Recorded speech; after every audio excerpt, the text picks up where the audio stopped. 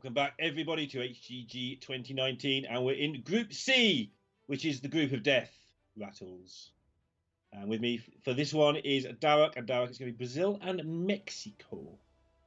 That's right, two of the premier South American teams, and one of which I'm very, very glad to be seeing here in the Global Games, because I remember last year in Global Games, I feel like our big campaign for the South American countries was Brazil. We were constantly hyping them up, saying, you know, they're better than you think. Argentina isn't the only South American team with strong players, because at that point it was really just Nalgodan and PNC that players had really heard of and they were rooting for. But we were saying race is fantastic, you know, Leo Main, Perna, all these guys have a lot to show. But now with Empanizado making his way into Grandmasters, as we can see there, beautifully demonstrated on the player cam there, I feel like Mexico is really starting to give a run for its money for the rest of the Latin American countries.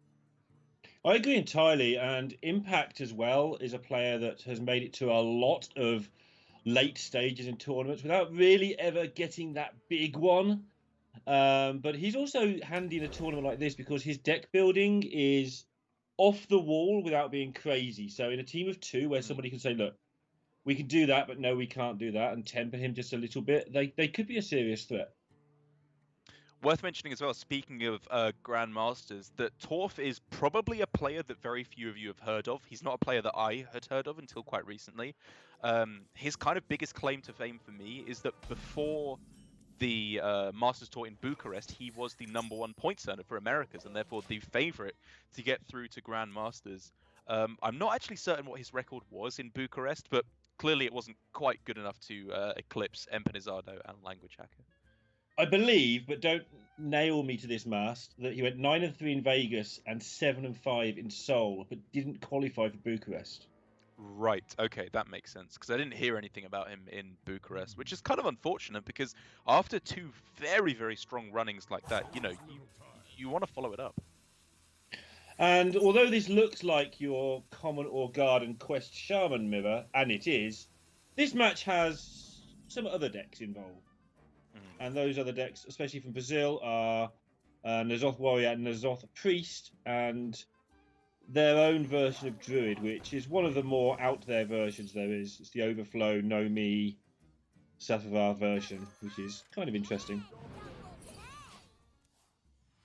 Mexico, on the other hand, they've got the same sort of Druid. They've got Shark Rogue and they've got Combo Priest. A bit more of a normal lineup, having bigged up Impact's imagination.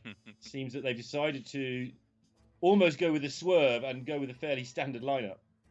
You know, Impact's one of those players who, like you said, he knows how to build a good lineup, but I would say he's not one of the wackiest players out there. Like he's good at building the best versions of already good decks. He's not like one of the Tarzes of this world who will just play the absolute nonsense and somehow still win with it. Yeah, he'll take 28 cards from a deck and then add his own special brew to it, and suddenly it becomes a better deck a lot of the time. There's not even much special brew in this lineup today. And he's also just had a baby, so congratulations, Impact. Yeah. Good job. Quests are being quested.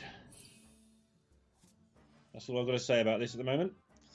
Yeah, this is a matchup that I really should know better, but every time I try and play Quest Shaman on ladder, I load it up, I go into a game, I mulligan for all the cards I want with Aggro Shaman, and half of them aren't in my deck. And I'm just like, why am I playing this garbage? I want to play the good version.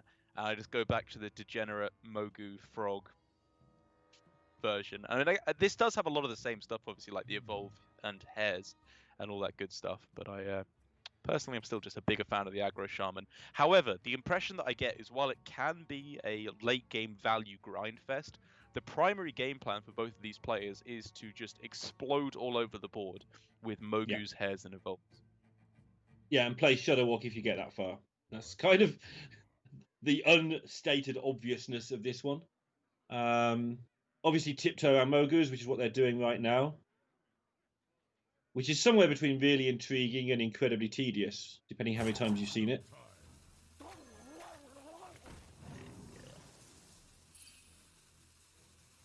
I love the little quest counter. That makes me so happy.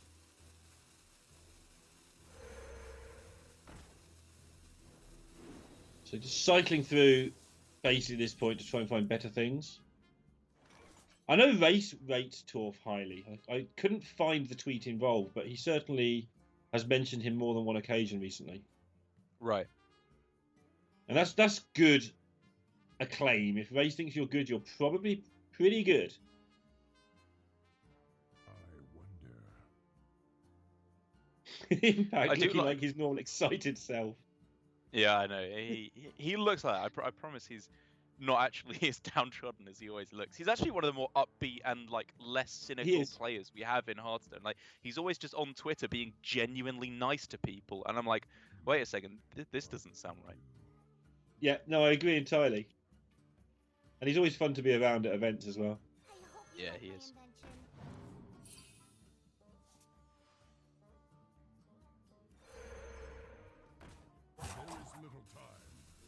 Good to see the players trading away the same. Sorry, I was going to say trading away all the minions there as much as possible, which I like very much, just because he does not have Mogu Flesh Shapers, and therefore wants to make it that little bit harder for his opponent.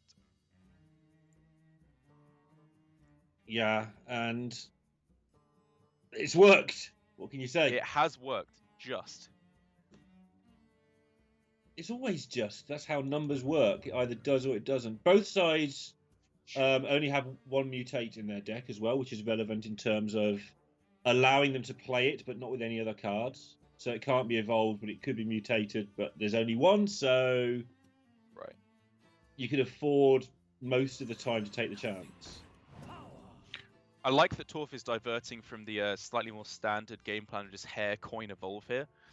Because you really want to get the Mogu in. It does delay you for a turn, maybe 2, but most likely you'll be able to do it on turn 5. But I believe that is a worthwhile diversion from the more standard game plan because of how crazy powerful an 8-drop is. This is the part where, we submitted the wrong deck. Take the Stormbringer quick, transform it into Token Shaman. I'm somewhat unconvinced that is the correct pick. I was looking, I think, a bit more heavily at Hagatha's scheme. I get what they're thinking, right? It's that we're going to be ahead on board. We don't want to go for the line of play of making a big board and then picking a board clear.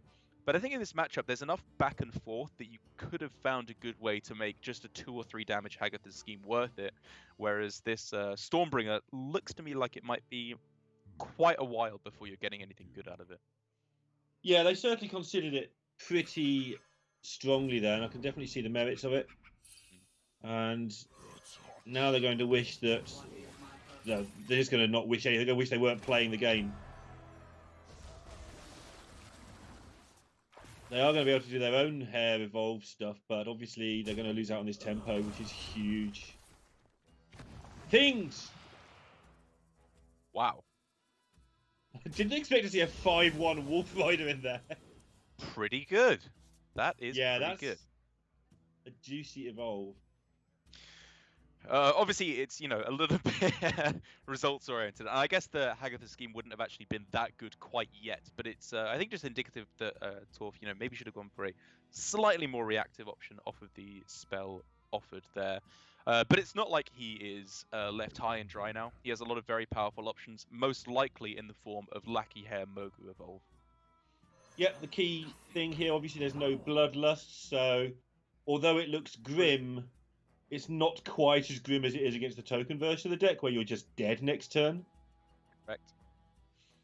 And also no Stormbringers, meaning that it's not quite as terrifying, leaving your opponent's board up. Obviously, this is terrifying. It's a huge amount of damage. But just not quite as terrifying is where I'm going with that. But this needs to be good.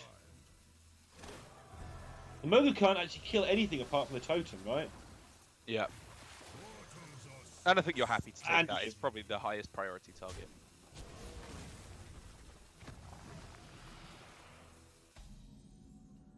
That is a little underwhelming, I think it's fair to say. The 4-drops and 2-drop are all good, but you're a little bit underwhelmed by the... Yeah, it's not bad, it just needed to be superb. It's fine, yeah, it's pretty good. We were really just looking there for, Batterhead or Grommash Hellscream, Tyrion, one of the premium 8-drops there. Yeah, because if this board could have survived and it's not going to because of how that worked out, then the Stormbringer would have looked really juicy. So a Tyrion or something like that just to hold it all up. But now, the benefits of having tempo in Hearthstone, I don't think will be revealed more clearly than this next turn, where you just get to pick what you want to kill and how you want to kill it, with fairly equal boards. Absolutely, and especially when you factor in the Sandstorm Elemental, this is looking very, very nice.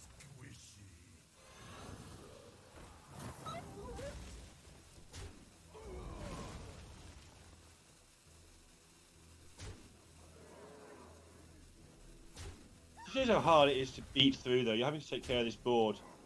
Yeah.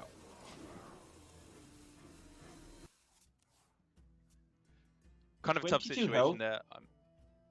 Yeah, okay. That mind control tech helps turn things around, because I was going to be a little bit I told you so there, in just bringing it back again to the point that the Hagatha scheme would have been fantastic here to be able to swing things back in Torf's favor, especially with... yeah, exactly. I was going to say, especially with the totem.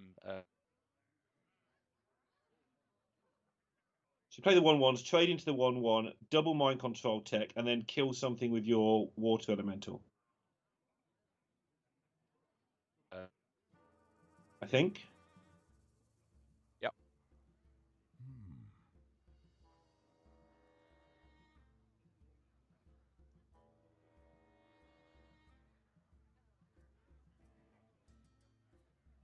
Obviously, a lot of double checking goes on, especially if they're not in the same room. Makes it a lot harder to.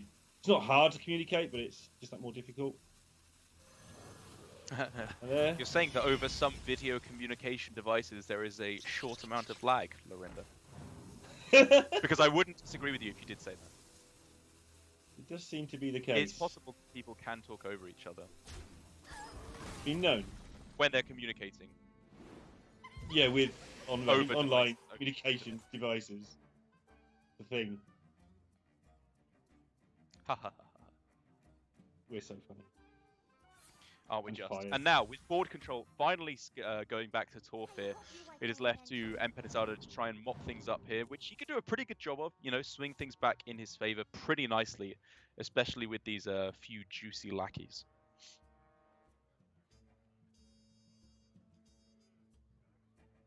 Yeah. And of course, they don't know about the Stormbringer, so they will keep the board under control naturally, so they shouldn't walk into anything horrible, but... Oh, this is also interesting because the way they played the last turn has sort of lured Mexico into thinking there's no mind control tech.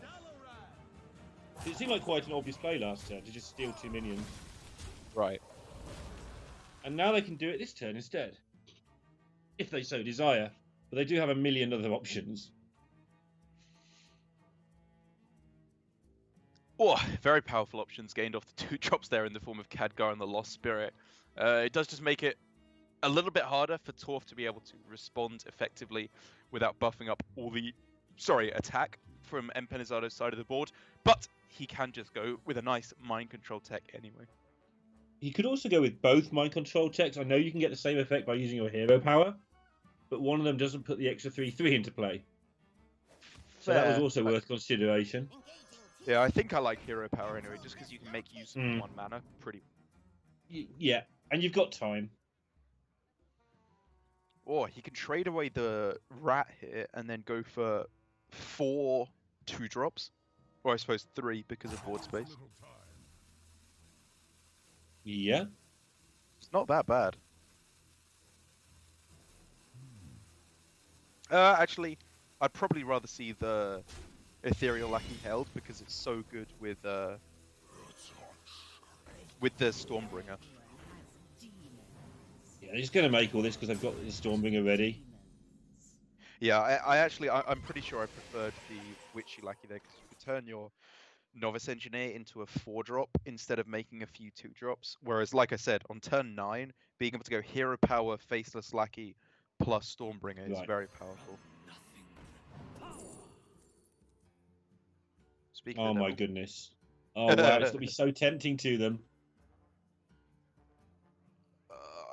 Like Rain of Toads catches the eye as the obvious thing. I'm thinking Zap. I'm thinking just like the cheapest thing they can get because they have Shudderwock and all this stuff in hand. They just need to play cards out of their hand. It's really tough because they don't know about the opposing Stormbringer, which makes it harder. Yeah, Yeah, they're just going true. to dump stuff. I like this. I do like it.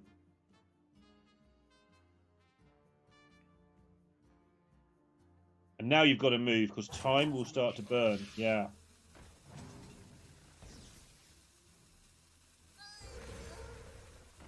Panzano looking quite nervous, which is interesting to me because he's played a significant amount of tournaments. But he's got Impact breathing over his shoulder. That'd make any of us nervous, I think.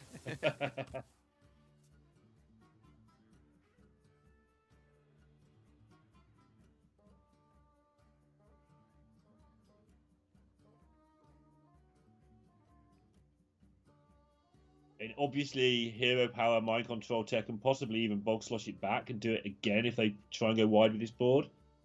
They've set out their stall to show you what they're doing. They're obviously trying to go wide. Yeah. But there's so many other choices. I think at this point now, the Stormbringer is a red herring. We can just forget that's there for some time. I agree. Yeah, okay, I guess I agree. You remember it's there, you fight for board, and then you win with it by accident, rather than forcing it. They could just go for 4 legendaries right now with Totemic Smash and the Witchy Lackey. That's not that bad. I agree it's probably not the play, but it's definitely a consideration, I would argue.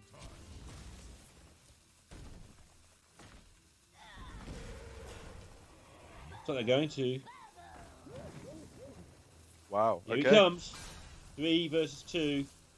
They're good cards. Oh. And they've got the Wasp in hand, the Bog Slosher in hand as well for the Shuttlewalk. That will be dead. And they can bounce the Shuttlewalk. Exactly. Oh. Insane. Completely insane. All right, good play there.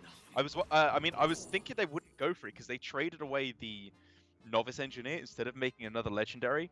But I guess the reason they did that was actually deliberately to play around Mind Control Tech. Yeah. So the more I think about it, the more I think this was probably a good play and probably executed in the best way possible. Yeah, very, very tidy stuff.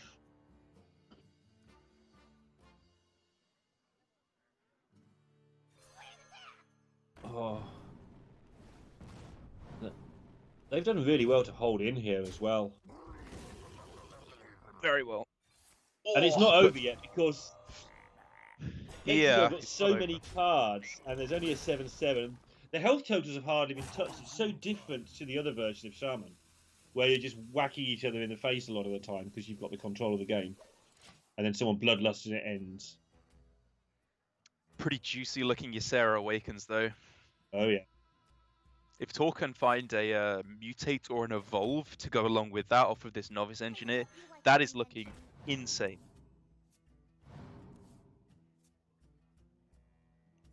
Alright, not quite. Tried. So in that case, are we looking at Sandstorm Elemental is okay. Obviously leaves up a 4/3, which is much less than ideal. This is so weird because... Sorry, go ahead. No, they both have so many cards in hand. But they've used all the good stuff apart from the obvious Shudderwock. And now they're down to not quite the bare bones, but they're both having to really fiddle around to make things happen out there.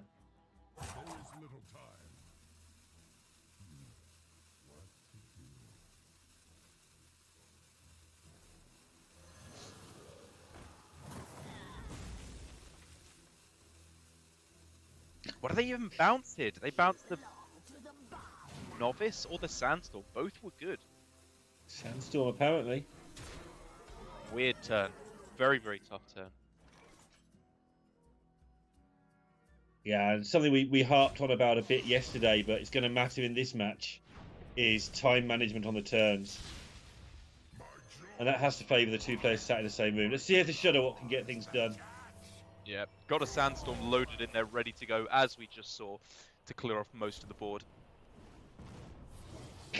Own goal. Did it just generate an evolve there?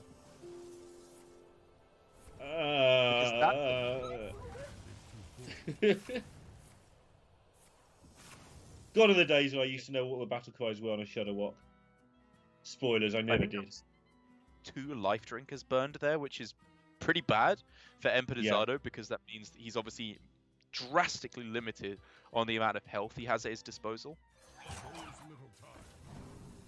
So much so that he doesn't even play the Evolve here. There's 7 cards in the deck, and they've used a Shudderwock. And they haven't got a hand that does anything. This is kind of it. Was that really better to go for, like, play the 1-drop and double mutate instead of just going with the Evolve? Because Evolve gave a 10-drop as well as a couple of 4-drops. And yes, you have to tank 3 damage. I guess it really is just the fact that he got the life drinkers off the top, so he knows that he has that much less health to work with, and therefore has to just be so conservative with his life total.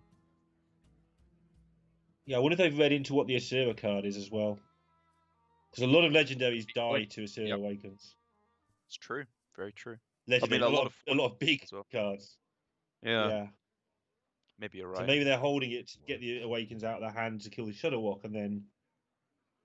Maybe not, but there's so many considerations here. There really are. Very, very difficult turn.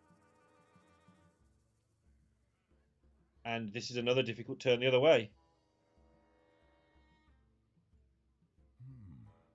You get 1 chance to use this Barista, obviously, because that's how 1 card works. So you want to make sure it's a good one, especially in what is turning out into a value grind like this. Again, holding off with the mind control tech in what seemed like a pretty decent position to throw it down. Torf is instead valuing, clearing things off, developing his board, and saving that MCT. Yep, and here's probably why. Ooh. Yeah, that'll definitely do. I mean, well, first of all, he just wins unless a taunt is generated here.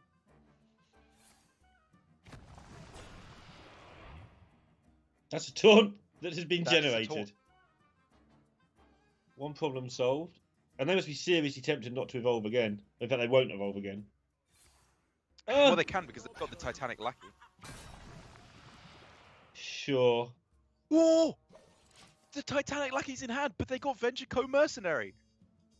So they can't play it, so they're dead. Oh my goodness!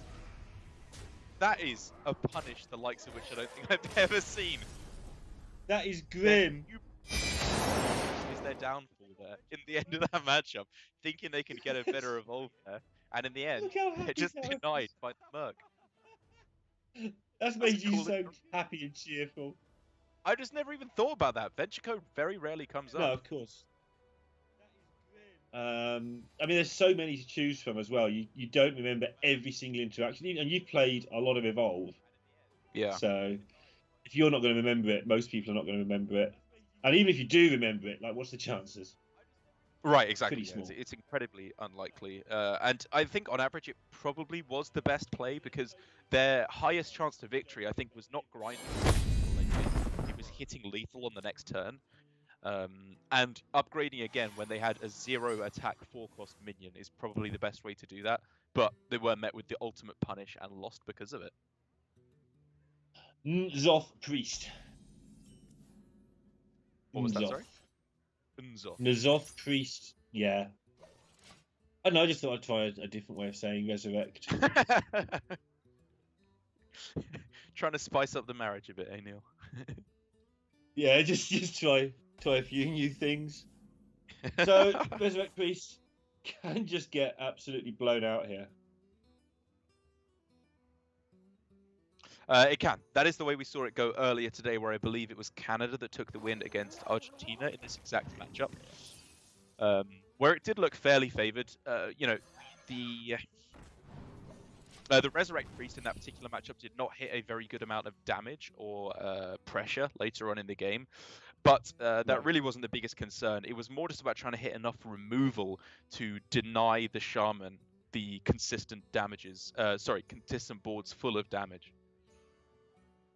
Yeah, it almost feels like this could be the best deck in a meta that isn't this one, because the spot removal is really, really powerful, but the wide removal just isn't up to that much. Obviously, later on it becomes insane. as soon as you get past the first mass hysteria and the plague of death and all that. But early on, killing 1 minion at a time is all you've got, and it's not great. I would like to amend an earlier statement I made. I said I liked the second evolve despite the fact they got punished, but Tyler agrees with that in chat, so I would like to reverse my opinion. I think it was wrong. Brilliant. I mean, that's as good a reason as I can think of.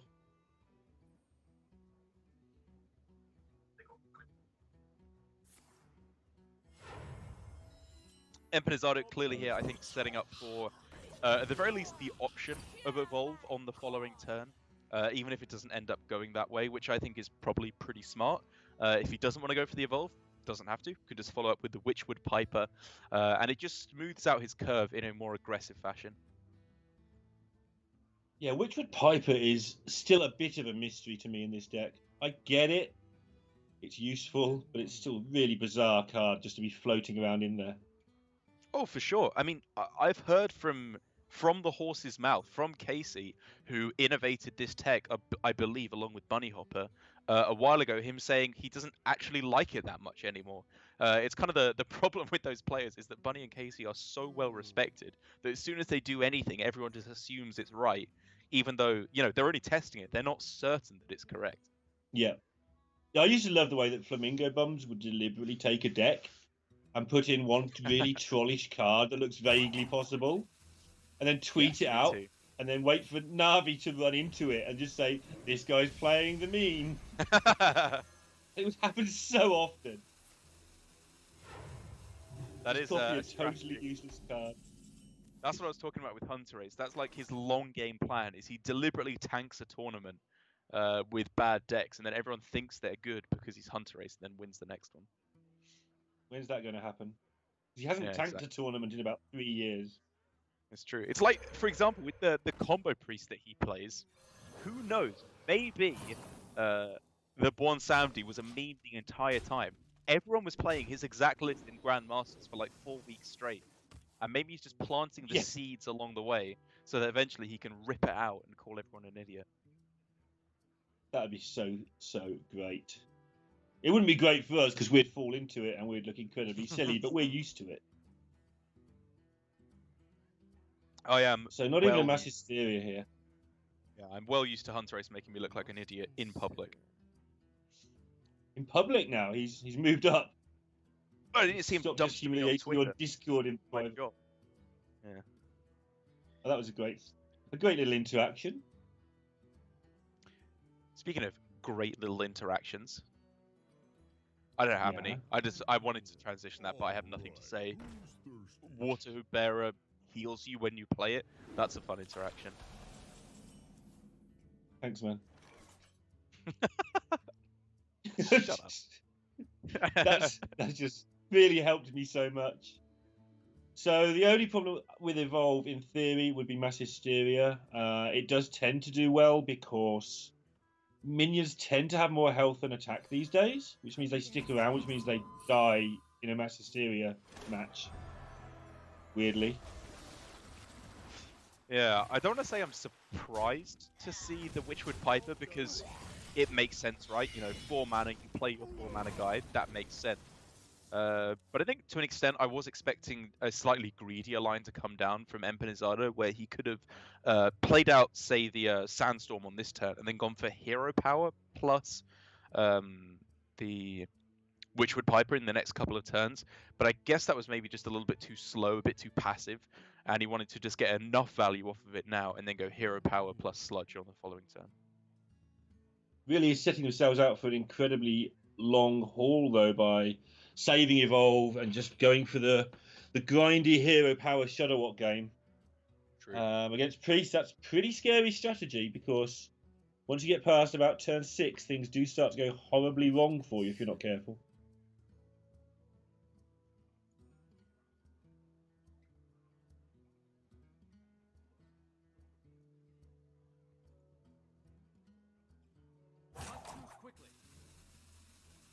Must choose quickly. Not happening, mate.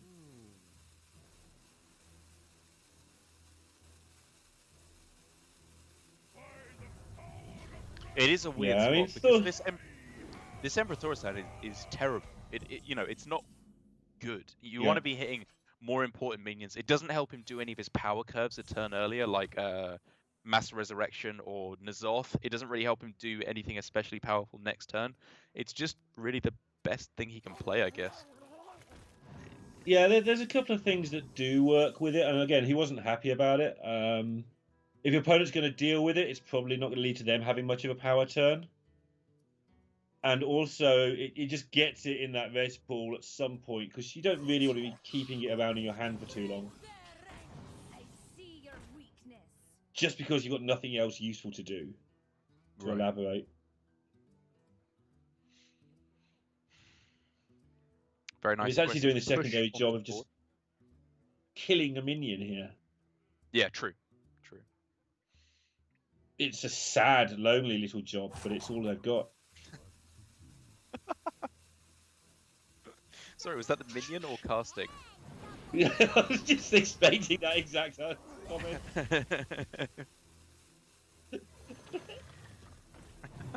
Right, well, that's the end of the doors, and he's gone as the cast starts to descend into chaos. Yeah, it's reaching that point already. There's nothing especially powerful that can be done by Torf. I think it's really just a case of take your beatings, which this priest deck, to be fair, is very good at. As long as it doesn't die, it has many, many ways to pull back from the jaws of defeat. And so I think quite happily here we will see Mass Hysteria plus the Convincing Infiltrator to just keep stalling out the game. Convincing Infiltrator. I just never remember the card name. You know what I'm like with card names anyway. But it's the most awkwardly named card. Like, it can't be called Steely Man or something, can it? Steely Man. I think that's almost taken. Convincing Infiltrator. I mean, it's not that convincing. It just kills people on the other team. It's not really infiltrating. That's just straight up assassination. Well, what would you call it? Killboy? Yeah. Alright. That sounds like a great superhero. Right, time to kill some of this.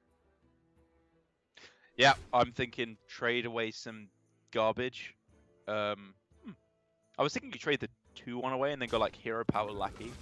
But sure, let's trade away more of our guys. That makes some sense. I think I preferred it played slightly differently there. But, it does allow you to play the Faceless Lackey at full value, so sure. Yeah, keeping this very full board the entire time. As cheaply as possible. Yep. Haven't faced a Cartoot yet, so go for the evolve before turn 8 instead of turn 9. Because there's a big difference there. Yes. Whoa! Wow. They've rolled him again. Yeah, that might have come right on time there for Torf, because without that light bulb, we were looking at a big chunk of damage coming through, even factoring in the Shadow of Death there. Huge find for Torf, and I think it's pretty clear it has to be played on this turn. And it just smooths out the curve beautifully. We're looking at Go For It Now, Mass Hysteria on turn 9, and then N'Zoth on 10. Although I guess actually there haven't been any reborn Death Rows that have died, so you'd probably go past the Mass Hysteria on 9 and play the Cartoot Defender on 9. But either way, it smooths out the curve and allows you to be not dead. Yeah. Just chipping away here, Mexico. One evolve down is a big deal, though. That won't be played for some time, I should think. This is my control tech. Significantly better later on after N'Zoth. Unless you think it's going to get the job done now, which it just is not. I think the card that I'm most curious about in hand is Evolve at the moment for Empanizado, where he could go for an Evolve right now, for example, to get himself a couple of 4-drops and a 3-drop. But I half expect him to save it for exactly Shudderwock so that he can give himself a 10-drop and upgrade some of the 2-drops that are generated alongside it with the Faceless Lackey Battle Cry. Yeah, it's pretty much what I was going to say, is that they've used one evolve. They don't want to use the second one, do they? Straight into Mesovex? Because there's so many things that could be dealt with here. And they haven't got a follow-up. If this board gets blown up... So now on three consecutive evolves, they've hit Ventrico into Mana Wraith. Let's see the funny side as well. Yeah, I thought that maybe they would wait because no follow-up, but they'll be happy with that roll to some degree. They won't be happy to see this, but they know it's coming.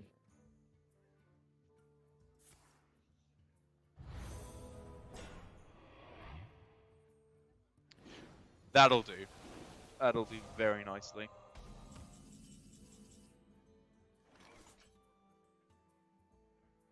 Can I join your petition, by the way, to have Mass Resurrection and Plague of Death? One of them have to change their picture. They have to. They look literally identical. Like 9 mana, golden splodge. That's all I see. Yeah. Yeah.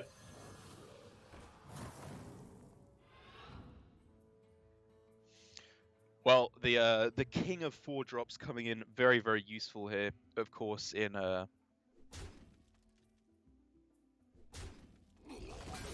Get the name of the card. Mr. What is Shaw. happening to my book? Houndmaster Shaw. Mr. Shaw, yes, Houndmaster Shaw, good lord. Yeah, Houndmaster Shaw coming in very hot here for Empanizado to be able to clear off the board, whilst being able to push a little bit of damage to face as well. To be fair, nobody's played it in like a year. That's true. It wasn't stable for the longest time, obviously. That was scary. Oh, can you imagine Duskfall and Aviana versus Res Priest? That's like the absolute nightmare. They'd play a 0 mana N'Zoth.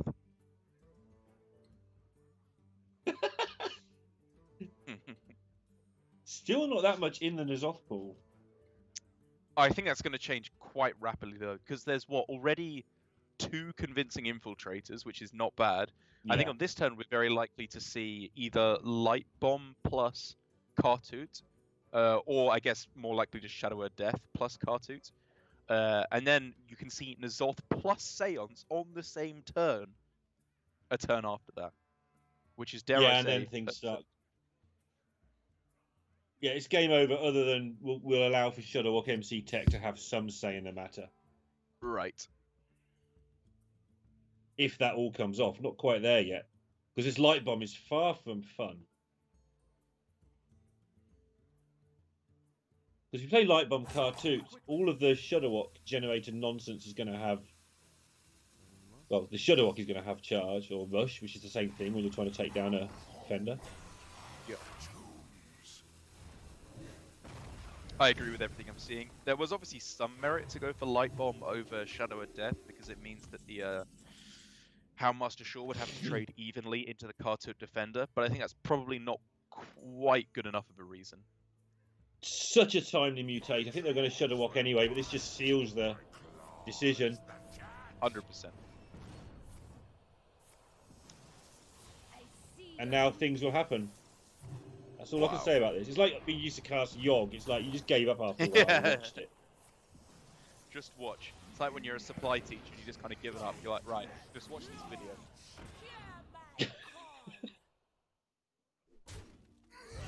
So, holding back the Light Bomb's looking quite good. The Immortal Prelate is probably a bit of a low roll. It does give you, obviously, the ability to not have to worry about fatigue, but I think I would rather not have to draw a 1/3. And yeah, you have fatigue just doesn't matter anyway. In the deck. Yeah. But here we go. Now power plays can really start coming through. Probably a Plague of Death first, and then start letting rip with the N'Zoth nonsense. Yeah, Golden Splodge just to clear up the board. I must consider.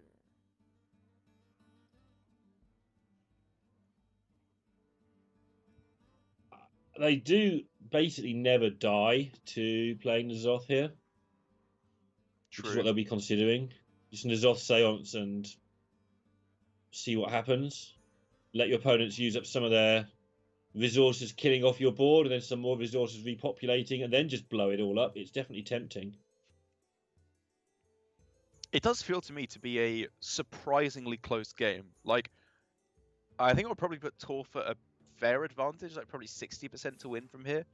But maybe slightly higher. But Empanizado has some really good shots at taking this game. If you can get a couple of good evolves or a couple of good steals with the mind control tech, then he can turn this around. Yeah, generate a Bloodlust at some point would be nice. Yeah. Because they're going to have minions all the time. It's just that those minions aren't very big. And Mexico have just had a huge board for the entire game whilst maintaining a full hand. I know that's what the deck does, but just watching it in action is quite beautiful, really. It's always just quite impressive, isn't it? Ooh, this is a tough choice. These are 3 good spells, I would say, here. Yeah, I think you don't take the Voodoo, personally. Okay. I can agree because I with don't that. think there's much big stuff left to play it on. Yep, okay. So Scheme will enable you to clear an Azoth board later on. Oh, you do take the Voodoo, Wow. okay. Guess they've got one I think Mogu I was left. leaning towards Wind Fury. I wanted to have the So was surprise factor. Because I think this game is Yeah. slipping out of Empanizado's fingers. So he needs to go for some kind of, like I said, the ability to surprise his opponent. Yeah, a cheeky Wind Fury felt like my choice too. Oh, I see. Ah! Now That's I quite clever. understand.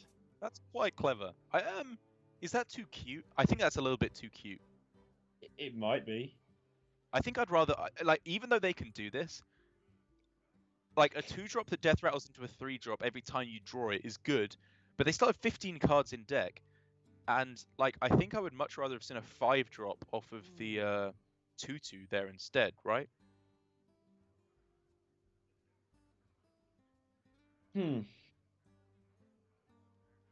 I mean, they've set their Like- stall. I mean, I think I agree with you, but working out why they may have done it, like they've set their stall out for the whole game just to have a wide board, Because and in having a my opinion, recurring. sorry, I was going to say, in my opinion, this isn't like a super slow fatigue matchup. Like, eventually the priest will win board. They won't just fatigue you, they will kill you because they will have irreparably won board control.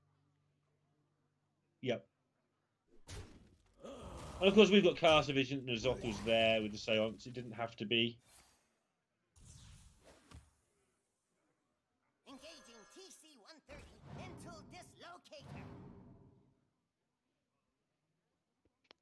We made this.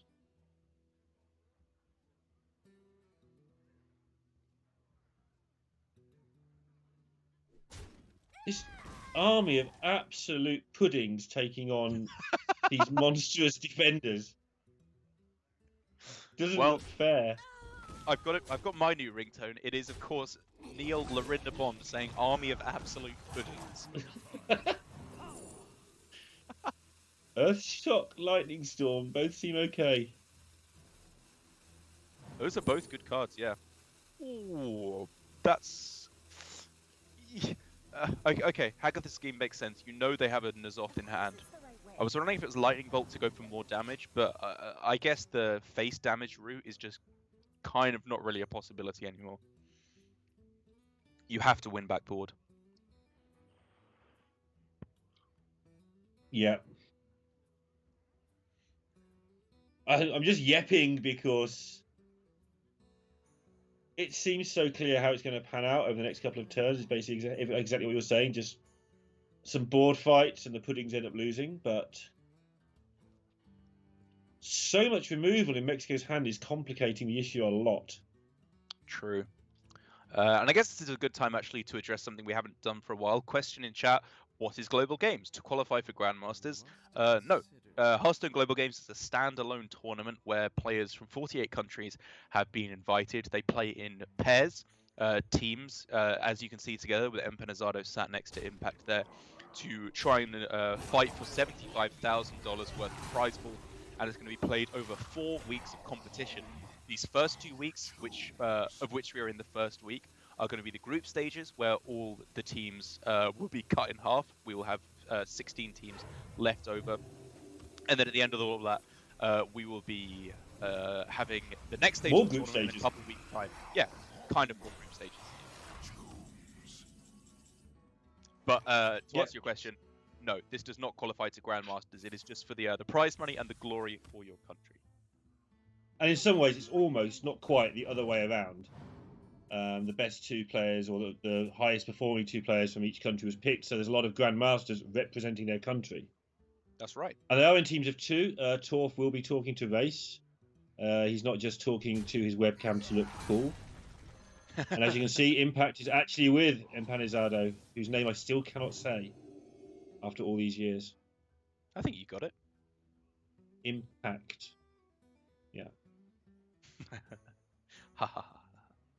You can't say my name right after all these years. So I don't know why you're talking about Well, yeah, I know. I know. I'm curious about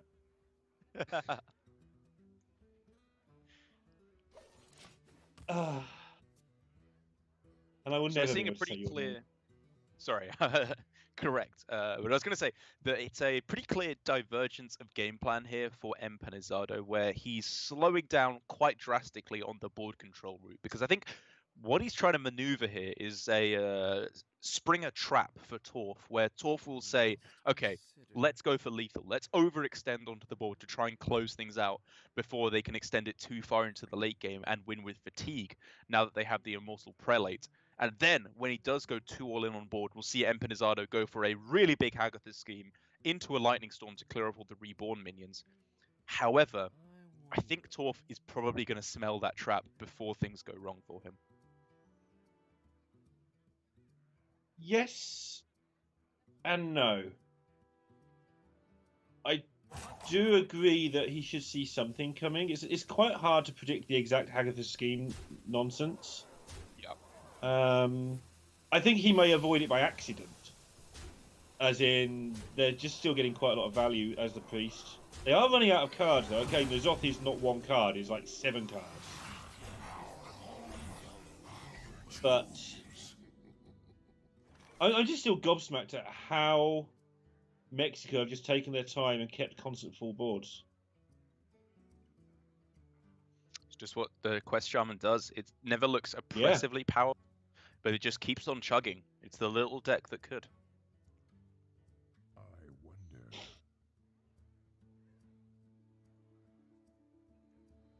And not panicking has been a big key here.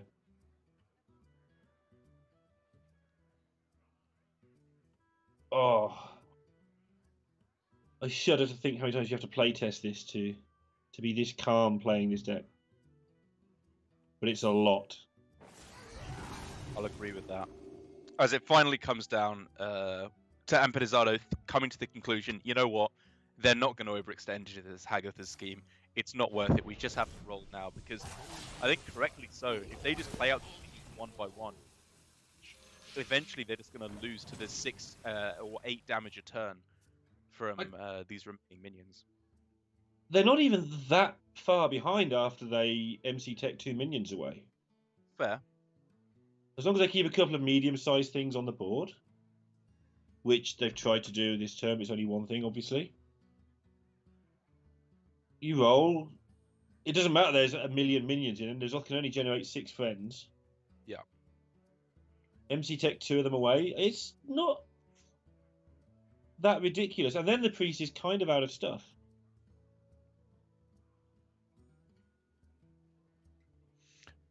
Can you see how many cards the priest has left, by the way? Because I can't. Sorry, yeah, I'll look on stream because there's the little thing. It's 11. Okay, thank you. So a bit of a weird spot here for Torf, where he could just go for the Xerx cloning gallery for a decent play onto the board. But the problem is that will, I think, 100% summon Hakar, and that introduces an element of randomness into the game that I don't think needs to be there. He's quite decidedly in the lead, so I think he should just take it, pan out in the normal fashion, don't let anything crazy occur, and I think he'll win.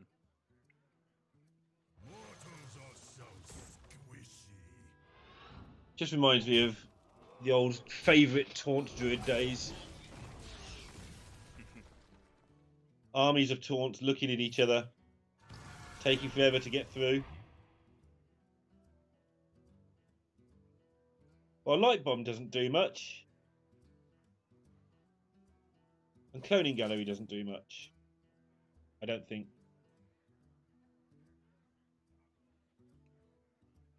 Double checking the list to make sure I've not forgotten anything important. I really haven't. Yeah, there's not many decks that can fatigue the Quest Shaman, or I suppose I shouldn't even say fatigue, but just run it out of resources, because they have so much generation in the deck to be able to just go and go and go and go and go. But it does finally look like it, with no more generators in hand, that Empanizado is just running out of stuff. Torf does not need much more, and he should be able to get there. Yeah. I must consider. Does it looks that way? And pretty much every card in their deck, just scanning through the list, I mean, it's pretty much every card in the deck to start with either kills something or plays something threatening, so.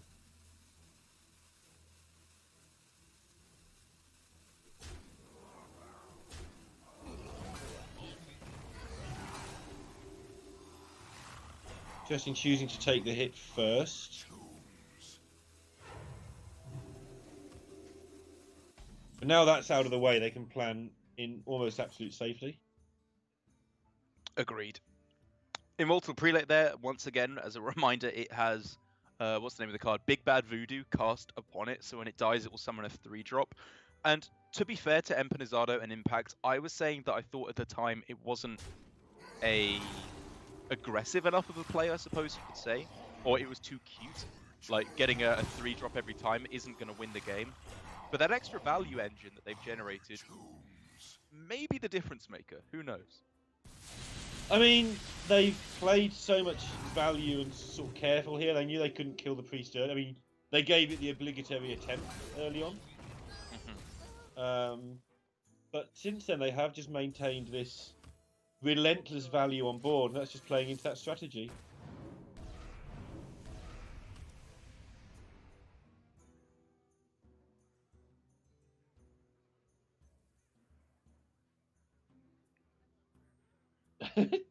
Torf just looked bemused throughout the entire game. It's because he's concentrating hard, but they're not dying next turn, so this is a turn where they can afford to do some Xerexing. It's a really annoying card. I've got to be honest, I'm a little surprised to see Xerix there. I was expecting the Light Bomb. It looked pretty good to me. I feel like they wanted to play the Xerix, and this might be the only chance they get. I don't think I agree with that. Okay. Like, I think the reasoning is that, maybe they'll see something more threatening along the way, which, fair enough, you might see a generated evolve plus hero power hair evolve. But you have another Mass Hysteria to deal with that. I think it just allows your opponent to value trade this board, and then you just have to go for another clear next turn anyway. Because the Mutate's gone, I believe. Both evolves have definitely gone. Sure. So, yeah, maybe you're right. Maybe that was as threatening as it's ever going to be. Shadowwalk's gone. Yeah. Barista's still around, I think. I can't remember, honestly. It's not easy. I think you're right. I think it is still in the deck. After watching the mirror first and then this, it makes it a lot harder. Mm-hmm. I wonder. Come on, Torf, work out the Mass Hysteria quicker than this.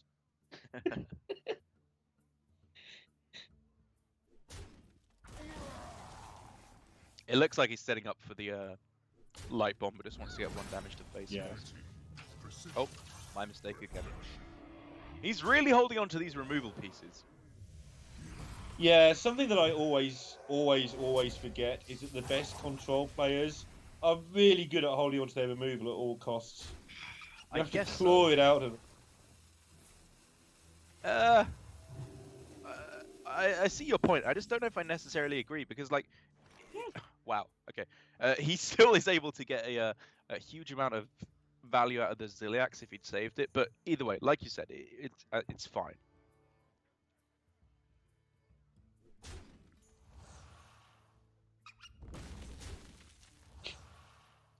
Did Emperorado not want 6 hairs?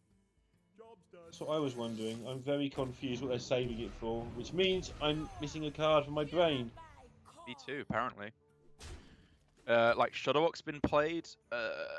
I guess Sludge Slurper or Desert Hare. Oh, sorry, not Desert Hare. Sludge Slurper or Cable Rat is probably what we're looking at. Okay. Because the hairs are never going to be evolved. So Yes, valuing the lackeys and maybe getting a spell that changes things like Bloodlust more highly.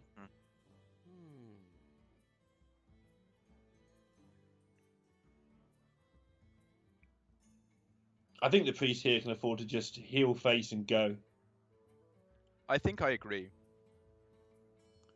I still think that this was a very expected outcome over the last couple of turns for Torf, and a Ziliax plus a not repentance, sorry, a Ziliax plus a penance would have been a significantly more powerful hand, but either way. Maybe they sniffed out the barista there, because that's... I'd have liked... If you're going to light bomb this turn and you haven't sniffed out the barista, you've got to light bomb last turn. But maybe with it sitting around in hand, maybe they worked it out.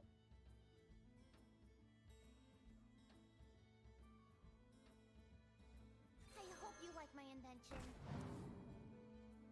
invention. This thing has done work. I don't know if it's done good work, but it's definitely worked. Yes.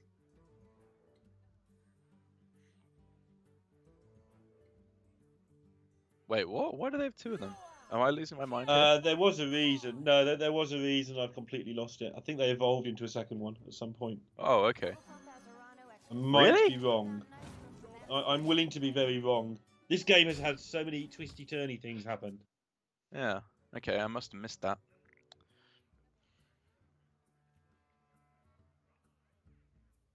But now the Right. barista doesn't draw any stuff. That's pretty good. That seems fine. Forbidden words. Tick. Get rid of that as well.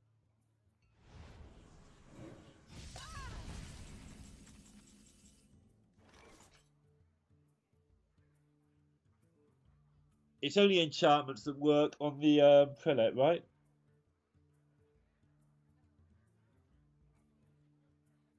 I'm looking Yes. at Bog Slosher. Okay, that's a shame.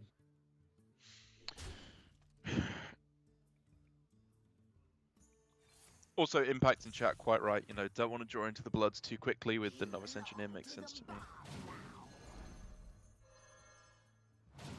Yeah, that part I get. Whoa! Now the prelates are 5/7. That's what I was and saying, will yeah. continue to be a 5/7. Well, that's pretty sick. Yeah. Because the wording of enchantment's a kind of bizarre one. Yeah, but that does count. But yeah, now they've got an actual minion that leaves behind another actual minion when it dies. Ooh la la. First Torf head corrupted just exploded, blood by the way. found for Torf. Torf saw the 5/7 was like head in hands. What is happening? Oh, Wow. It's probably. I don't know why time, we're right? surprised. It's in there. They've got no cards left. 6 cards time left to- in deck, 2 of which are corrupted bloods. Or is that let me 8 just cards look, left? try and guess from the deck list what those cards are that are left. One of the cards is Hakar, which they don't need. Right. I don't think they need. They don't need for sure. I think Second it's just Plague gotta of be Death. right. He should just play it. He should just play it. Like, it's Mass Yeah. Resurrection, I think, are the real things that he's losing. But you're just doing nothing otherwise. Banker. Baleful Banker. Okay. War Gear, probably the best one. Heal yourself. Whoa, Death Katrina person. Muerte is insane. Yep. Stormwind, sure. Undertaker. Oh Whoa. my goodness! Whoa. I mean, it's exciting. I don't know how good all this is, but it's definitely things are going to happen, and they're going to The be good Undertaker's things. Nuts. It gets like, even if it's just restore 3 Yeah. health on a death roll. That's very And now the powerful. bloods are starting to kick in as well, even though there are those 2 prelates. or will be those 2 prelates.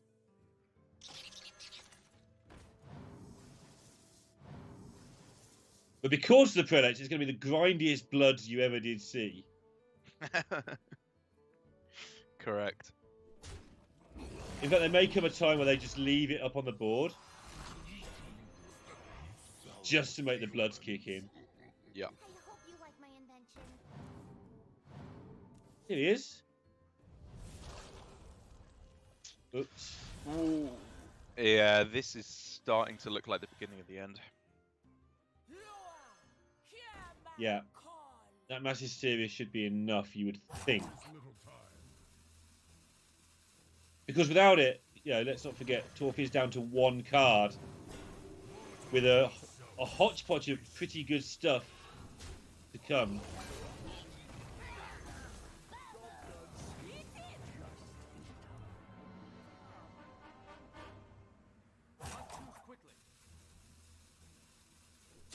Okay, this clears a lot of things. Oh! Ouch! And they haven't got a solution to this. Sorry, what just happened? Mass Hysteria into Nozdormu didn't happen, and Torv hasn't got another answer in his hand. Basically. So he just has to hope he survives with Priestess of Elune now. Correct. Whoa! But the bloods are really kicking in. There's a lot of bloods in that deck. But the prelates keep saving them.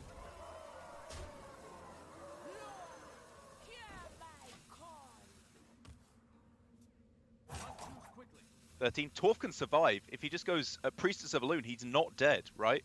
Because it's 13, 14, heals for 4 plus the hero power. So he survives 1 more turn. Yeah, and I don't know and if he there's just has to anything hope else that left. Empedizado dies. There might not be anything but bloods in there.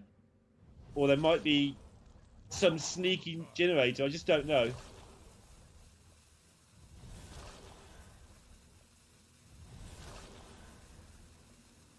Yes, it was! Oh! No!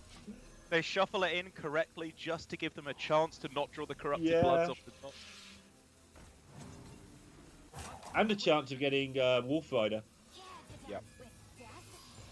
Which would have been the most hilarious ending after how we talked about the play. That's true, that's true. Can they win what is probably a 1 in 11? It might be a 2 in 11. 2-0, Wow. never in doubt. What an end to the game there. As Torf is able to sneak 1 turn before he dies with the Nozdormu on the board as well. A ridiculous way to end the game there. But it does put Brazil in a fantastic position. I want to see somebody bring Nozdormu to this tournament. But, oh, you guys, you like to communicate? No. Yeah. Argue over this, Spain. 2-0 and looking pretty good, obviously, now. And still have their warrior to win with, which should be in a good spot here. Obviously, it shouldn't beat the druid, but it's okay against the other 2. Yes, I think It's up okay against the rogue, anyway. Yeah, the shaman it's going to struggle against, but I agree. The rogue, very nice matchup for the warrior. So that's definitely the one they're trying to win. That would be the difficult matchup for Mexico. If they can take that, then they are looking to be in a very good spot. But they've got to get there, and the rogue can generate, as we saw earlier, tremendous amounts of value towards the end of the game. And so it's definitely not over. But this segment is, we're going to be back in about 3 more minutes with the conclusion of this match. See you then.